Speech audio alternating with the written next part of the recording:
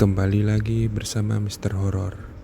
Kali ini Mr. Horror akan membawakan sebuah cerita tentang makhluk misterius. Hari itu aku bersama seorang wanita mendatangi sebuah tempat yang cukup indah pemandangannya. Keindahan tempat itu seakan-akan membuatku terhipnotis oleh alam.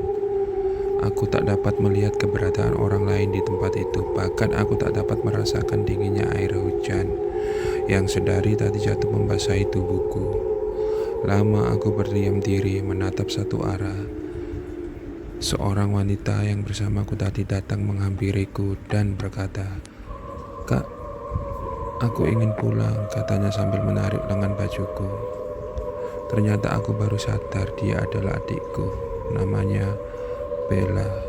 Saat aku akan mengembalikan badan dan melangkahkan kakiku dari tempat itu, tiba-tiba arah mataku kembali tertuju pada sebuah pohon yang berdiri cukup tinggi di hadapanku. Aku menatap pohon itu sejenak dan berkata dalam hati, "Bunga anggrek." Tapi pandanganku mulai kabur dan aku melihat sepertinya ada sesuatu yang menghalangi pandanganku itu. Tapi aku tak tahu apa itu. Lama aku berdiri menatap pohon itu dengan pandangan sedikit kabur. Bella kembali menarik lengan bajuku dan berkata, "Kakak, aku lapar." Meskipun sedikit penasaran, tapi aku harus tetap pulang. Lagi pula hari semakin malam. Keesokan harinya aku berniat pergi mengunjungi tempat itu lagi, tapi bersama seorang wanita yang bernama Cindy. Dia adalah teman kecilku. "Sin, mana bunga anggreknya?" tanya Cindy saat kami telah sampai di tempat itu. "Kok gak ada?" sambungnya. "Iya, kok gak ada ya?" tanyaku penasaran. Aku seperti telah tertipu oleh pemandangan di hari itu. Pemandangan yang sangat indah itu tak ada lagi di tempat ini. Yang akan ada hanya rerumputan yang tingginya sampai betis orang dewasa, dan burung-burung yang berterbangan karena ketakutan melihat manusia. Beberapa hari setelah kejadian itu, aku mendatangi tempat itu lagi. Tapi kali ini aku hanya seorang diri. Ini benar-benar aneh. Kenapa pemandangan tempat ini berubah lagi? "Ada apa dengan tempat ini?" tanyaku dalam hati. Di saat ini juga angin tertiup sangat kencang dan aku mencoba menggapai pohon tinggi itu untuk berlindung di bawahnya. Tapi aku melihat seorang wanita terduduk dengan lemas dan tak berdaya sambil memegang sebuah sapu tangan berwarna putih. "Siapa dia?" tanyaku dalam hati dan mendekatinya dengan perlahan. "Permisi, Mbak," kataku padanya, tetapi ia hanya menoleh sebentar kemudian tak meresponku sama sekali. Ku coba mencari tahu apa yang terjadi pada wanita itu, tapi ia sama sekali tak pernah menjawab pertanyaanku. Tak menghiraukanku juga lagi.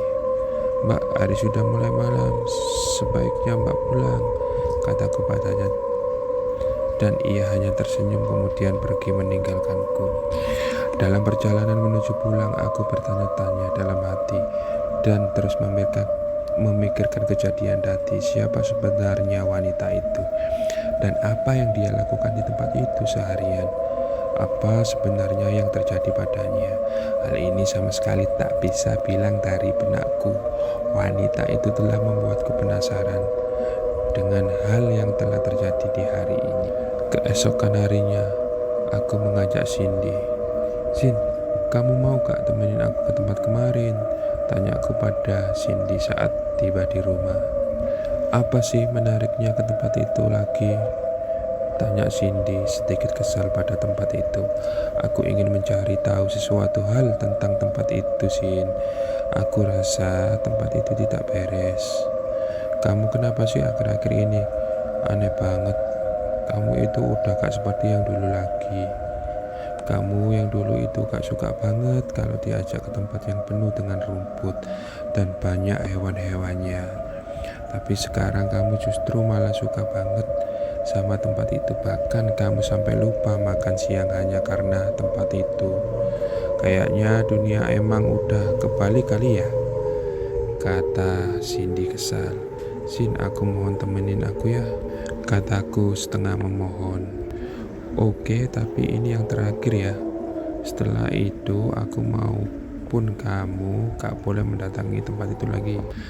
Bener kan Sin, tempat ini tuh bener-bener gak beres. Kamu lihat sendiri buktinya sekarang, kataku saat keesokan harinya kembali ke tempat itu bersama Cindy. Iya, aku bener-bener gak ngerti dengan semua ini. Bener-bener gak beres. Kamu tahu gak Sin, apa yang aku temui di tempat ini kemarin? Aku menemukan seorang wanita yang sedang duduk tak berdaya sambil memegang sebuah sapu tangan putih. Saat aku bertanya, dia sama sekali tidak meresponku dan tak melihatku. Tapi saat terakhir aku ingin pulang, dia malah tersenyum padaku kemudian meninggalkanku di tempat ini. Rasa wanita itu ingin memberitahukan sesuatu padamu mungkin, tapi dia ingin kamu datang sendiri. Tapi Sin, aku sudah janji sama kamu kalau aku tidak akan datang lagi di tempat ini. Gak, kamu boleh datang di tempat ini. Malam ini aku sama sekali tak bisa tidur memikirkan semua ini. Aku harus pergi ke tempat itu dan menyelesaikan masalah aneh ini. Hidupku tak akan tenang jika seperti ini, kataku sambil mengambil kunci motor kemudian bergegas pergi. Saat aku sampai di tempat itu, aku melihat wanita itu lagi. Wanita yang duduk tak berdaya sambil memegang sapu tangan berwarna putih. Ia melihat dan menatapku dengan tatapan sedih. Aku mencoba mendekatinya dan berkata, "Mbak, kenapa malam-malam berada di sini?" "Aku menunggumu," katanya sambil memegang tanganku. "Menungguku?" tanyaku penasaran. "Iya, aku ingin mengembalikan sapu tangan ini padamu." "Mengembalikan?" "Aku ingin kembali ke kampung, jadi aku ingin mengambilkannya karena ini bukan milikku." "Tapi ini juga bukan milik Mbak," kataku sambil melihat sapu tangan itu. "Maaf ya," kata wanita itu kemudian pergi meninggalkanku dalam kegelapan malam. Keesokan harinya aku pergi mendatangi tempat itu lagi. Tapi aku tak melihat keindahan seperti yang pernah aku lihat sebelumnya. Begitupun hari-hari berikutnya. Seminggu kemudian aku mendatangi tempat itu bersama Cindy. Kami hanya berniat menikmati pemandangan yang sunyi. Namun kami bertemu dengan seorang lelaki tua yang sedang membersihkan tempat itu. "Permisi Pak," kataku pada lelaki tua itu. "Iya, ada apa nak?" tanya lelaki tua itu. "Boleh kami numpang beristirahat di sini?" kata Cindy. "Maaf nak, kalau boleh tahu kalian ini datang dari mana?" "Kami dari kampung sebelah Pak." "Maaf sebelumnya Pak, apakah tempat ini milik Bapak?" jawab dan tanya aku penasaran. "Iya nak, ini kebun Bapak. Apakah Bapak pernah melihat seorang wanita mendatangi tempat ini Pak?" "Maaf nak, selain Bapak tidak pernah ada lagi siapapun yang berani mendatangi tempat ini." "Tapi kenapa Pak? Di tempat ini sering terjadi hal-hal yang tidak dapat dijelaskan dengan kata-kata nak." "Maksud Bapak?" "Maaf nak ya, Bapak tidak bisa menceritakan lebih lanjut lagi. Bapak permisi dulu nak." Setelah itu bapak tua itu meninggalkan kami berdua di tempat itu. Aku tak dapat mengetahui dengan semua ini. Ini masih menjadi sebuah misteri bagiku, namun aku yakin dan percaya ini semua adalah kekuasaan Allah Subhanahu wa Ta'ala, dan semua hal ini akan aku simpan dengan rapat-rapat dalam memori otakku. Biarlah ini menjadi sebuah rahasia ilahi buatku. Intinya aku percaya kekuatan gaib itu ada. Sekian, terima kasih.